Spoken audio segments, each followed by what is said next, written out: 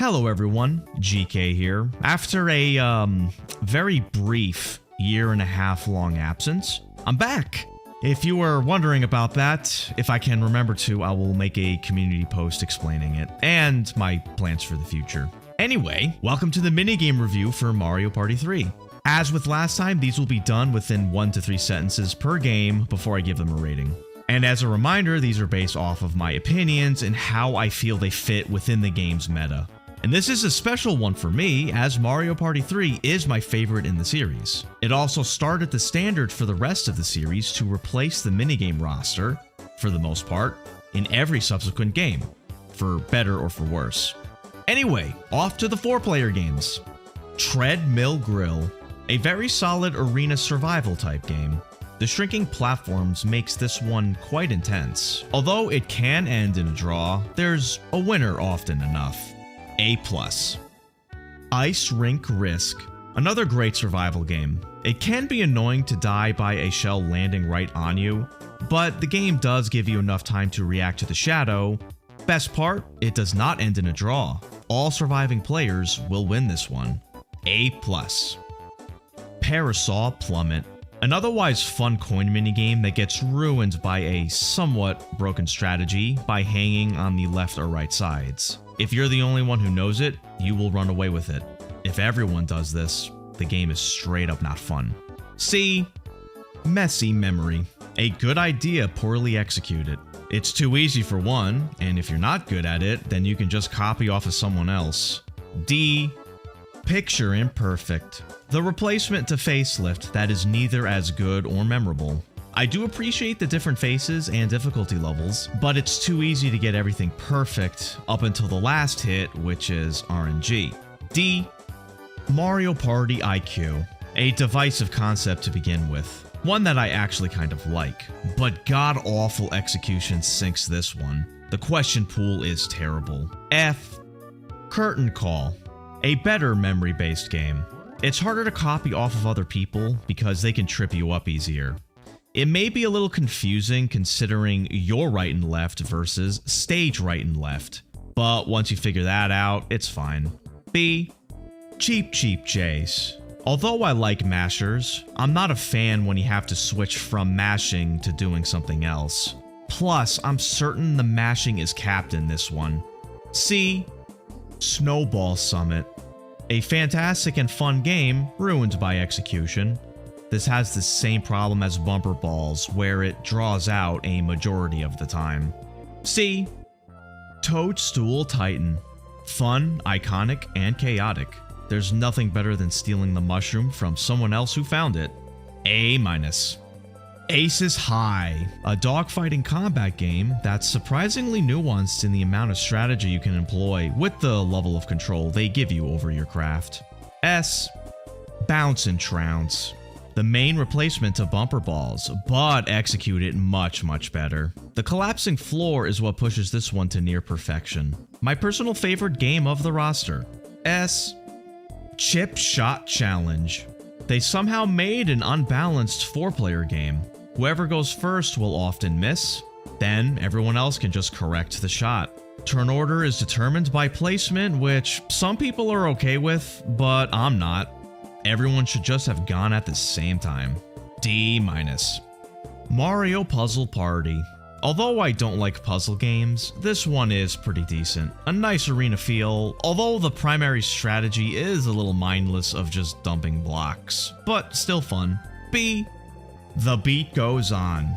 They weren't kidding with the title because, oh boy, does this one go on way too long.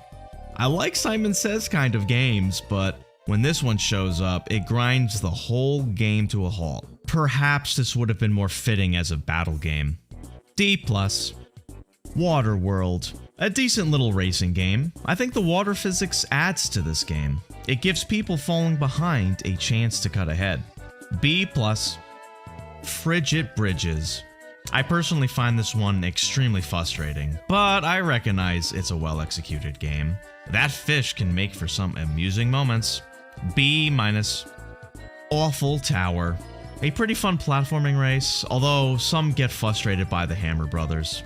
It's a shame they only have one layout for this. B+. Pipe Cleaners. A whack-a-mole style game with a good control scheme, but I personally have issues with this one. The fast Koopas I find are incredibly difficult to hit. C+. Rockin' Raceway. A stamina management racing game with a pretty fun aesthetic, although timing the carrots can often fall into RNG territory. C. And now for the 1v3s. Spoiler alert, they're still unbalanced. Coconut Conk. A bit of a tilt towards the 3, and the controls for the 1 take a bit of getting used to, but the 1 can win often enough, and it's decently fun for both teams. B. Spotlight Swim. Hands down the worst minigame here. It is next to impossible for the 1 to win genuinely. Plus, if any one player on the team of 3 wants to sandbag, then they can sink the whole team with no effort. F. Boulder Ball. Another game that's extremely bad for the 1, although wins are within the realm of possibility. Plus, it's actually more fun to play than Spotlight Swim. D-. Crazy Cogs. This one is similar to Shock Drop and Roll, but done much better. Both teams have a reasonable chance of winning. Plus, it's pretty fun for both teams. C. Hide and Sneak. This one's pretty even, however, I don't really find this one enjoyable. Mostly boils down to a guess fest. C-. River Raiders. Not only is this horribly lopsided in favor of the 1, but as a coin minigame, the 1 can easily run away with over 20 coins, while the 3 get peanuts. F. Tidal Toss. Another bad one for the 1. The win rate is similar to Spotlight Swim, but at least no one player on the team of 3 can sink the whole game. D-. Hand, Line, and Sinker. I'm not sure, but I think this game works better on original hardware. But with that said, it's still weighted towards the 3, but not as badly as some of the others. And I find the controls clunky and annoying for both sides. D-. Ridiculous Relay.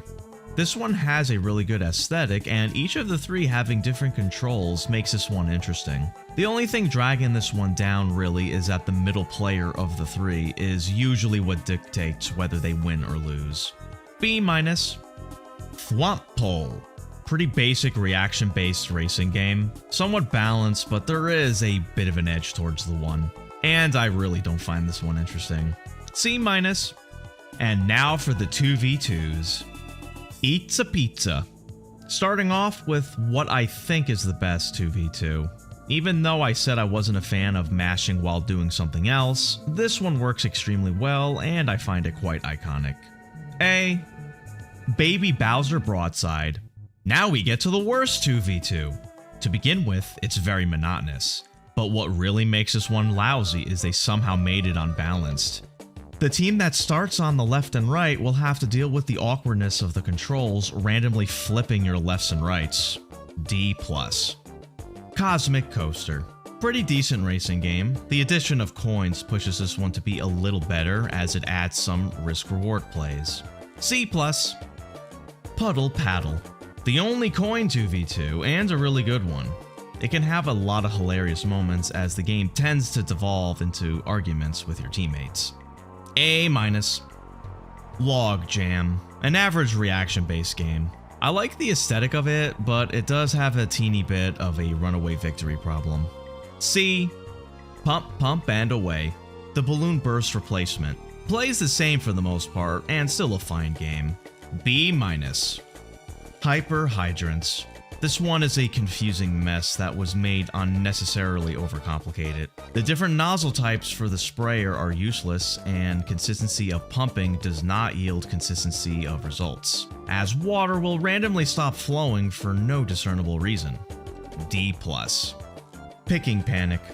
Hitbox jank aside, this one is really fun. The need for the thrower to throw at good angles, and for the catcher to react and catch awkward angles, adds a lot to this one. A-. Etch and Catch. It's an interesting idea, but how the game registers circles doesn't seem clear to me, and most games devolve into scribbling around Toad. C-. Slot Cinch. Kind of a monotonous timing game, a little easy to time, and if one team gets the rhythm, they can run away with this one. I know most people won't be with me on this, but I think this one would actually have worked better as an RNG game. C-. And now for the battle games, which, in my opinion, are a substantial step up from Mario Party 2. Stacked Deck. The first of only 2 RNG battle games. This one is solid and with a good aesthetic. The addition of Boo mixing up the player order adds a nice touch of RNG madness. B. 3 Door Monty. A nice pure reaction-based game. I like the touch of the characters roaming around before settling on a door. B+, Merry-Go Chomp. This serves as the Bowser's Big Blast replacement with its Russian Roulette style RNG, and a great one to boot, though admittedly not as iconic. The heart-pounding moments this game creates as the spin slows really gets to you. S. Slapdown. Another reaction-based game that I find considerably more intense and engaging than 3 Door Monty. A+. Locked Out. I have a lot of fun with this one, but I have 2 nitpicks. For one, the random key spawn layout can occasionally favor some players over others. And when 2 players fight over the last key, they will often get deadlocked and both knocked out. Despite that, still good. B+. All Fired Up. A very enjoyable arena survival game, has a good skill factor with varying patterns of flames, but also throws in a bit of RNG with the cross pattern that goes back and forth in seemingly random ways. A. Storm Chasers. This one I might just be biased against due to how particularly bad I am at it, but it's really annoying. The Monty Moles are annoying. The collision against other players is annoying. D+. Eyesore. Less annoying than Storm Chasers, but not by a whole lot. The awkward N64 hitboxes really get showcased in this game, but you can occasionally have a near-perfect run and feel good about yourself. C+. And now for the duel games, which, unlike Mario Party 2, there's actually a pool of their own, so they are not tied to the board you're playing. Vine With Me. I have a lot of fun with this one. It can be quite intense at times. I just wish there were more varying Vine layouts. B. Pop Gun Pickoff. I like shooting gallery kind of games, but this one is just boring. It probably would have worked better if the Koopa Kids got knocked out after 1 hit instead of mashing on them for several points each. C-. End of the Line. I love the presentation of this, but of all the games with RNG, this one feels the most frustrating and unsatisfying. Maybe if instead of having a set path, it would have reset every time you chose wrong, that would have made for a more enjoyable and intense RNG game. C-. Baby Bowser Bonkers. Making Whack-A-Plat into a duel game is a really good idea, and it's decently fun enough, but nothing too special. C+. Silly Screws. A mashing duel game that requires you to not overshoot is a great game for people who are not good at mashing to have a chance to beat someone like me. Depth perception is a little weird though. B-. Crowd Cover. Very similar to 3 Door Monty. The game does a good job of covering the image, making you really have to look at it. B. Tick-Tock Hop. Essentially plays the same as Hot Rope Jump, but even better. The variation in spin directions and speeds adds a lot of variety to this, and generally you have a good view of when to jump. This results in you feeling less cheated than you would have in Hot Rope Jump. S. Bowser Toss. It's always great when they make a minigame that's a reference to something from Mario 64, though it can be a little awkward to try and mash and angle Bowser at the same time. C. Motor Rooter. A decently fine racing game, but the overly sensitive controls kind of makes this one annoying to play. C. Foul Play. This is probably going to be one of the most divisive games on my list. Personally, I'm a sucker for it, and I just love the chaotic nature. Bad camera notwithstanding. A. And now for the item games, which I will be grading on a scale of their own due to their more simplistic nature. Winner's Wheel. Probably the most basic in terms of gameplay and presentation amongst all the item games. Not much to say. C. Hey Batter Batter. This one is infuriating. The timing window for each item is so ridiculously narrow there is effectively no way to control where the ball is going. Plus, you can even lose after hitting the ball. D-. Bobbing Bow Loons. I like the idea of difficulty increasing for better items. Plus, this one is enjoyable. B-, Dory Dip. Better than Winner's Wheel, more engaging with having to time the ground pound. And Dory is a welcome addition. C+. Swinging with the Sharks. The momentum on this is really good for an N64 game. It's very reasonable to judge where you want to land, but still leaving room for error. A. Swing and Swipe. This is just a free item pick. Zero challenge. F. Now we get to the iconic Game Guy games. These were exclusive to Mario Party 3, and that's a damn shame. This took the general idea of a one-player game from Mario Party 1, but did it right. You were forced to put up all of your coins, so the stakes were often very high. Even with a small coin count, you can still win a jackpot and leave with a ton. Magic Boxes. Pretty basic coin flip game to double your money. However, the option to do this upwards of 3 times adds a nice element of risk-reward. B. Sweet Surprise. I like the novelty of this one. The idea of betting on the underdog for a massive payout is interesting. However, the win-loss ratio is extremely weighted towards the larger chain chomp, to the point where it's almost never feasible to bet on the smaller one. That being said, the little guy occasionally does come out on top, which makes for some pretty funny moments. C+. Roulette. Exactly what it says on the tin. Best part is it's not coded in some whack-ass way to give different weighted advantages to different outcomes. Each of the 21 ticks has an even chance of having the shell stop, so it's all a matter of either choosing larger wedges for a larger chance of winning, or smaller wedges for a bigger payout. A+.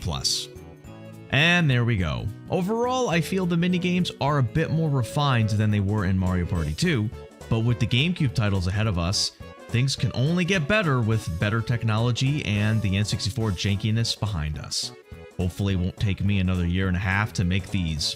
Anyway, I appreciate you all watching. Please comment down below with your own thoughts on the minigames of Mario Party 3, especially if your opinions differ from mine. If you're a fan of Mario Party, then follow my Twitch as I play a game every Friday, as well as a mix of variety games throughout the week. And I appreciate you all watching, and have a good one.